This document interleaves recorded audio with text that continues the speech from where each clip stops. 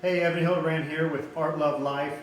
Just wanted to show you some of my techniques that I use when I'm making some of my abstract paintings. You can see the painting behind me. This is a painting that I've been working on. It's a very early stages of what I'm doing right now.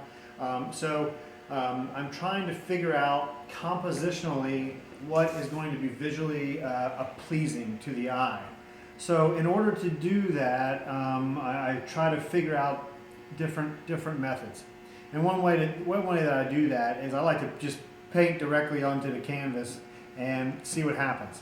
Now, in my mind, you would think, why would you paint this black on the painting? Well, the reality is, if I wanted that to be gone, I could just paint right back over top of it. So it's really no big deal. And I feel like I try to take that approach with all of my work. I try not to make any work in a fearful way, and just go straight in and feel intuitively what looks good. So I went in with this specific piece and started painting shapes, natural shapes. I love working with natural shapes of like stone or honeycomb or some sort of insect nest kind of motif with what I'm doing here. So I went ahead and just to try and get a compositional feel for what it would look like if I were to add some more three-dimensional pieces to this work. I went ahead and painted these black shapes.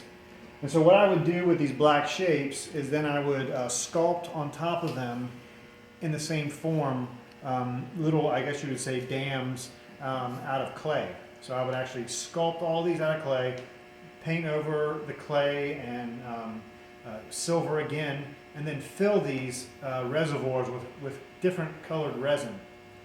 So it would look completely different than this, but to get the feel of what you want, you can really see that there's a certain flow to it. Now I feel like in this area here, there still needs to be something else happening, but I haven't figured that out yet. So I just wanted to show you guys sort of a little bit of my method and what I do, and I just like to go in and try and figure these things out, like what looks visually pleasing when I step back away from my work here. So thanks for watching.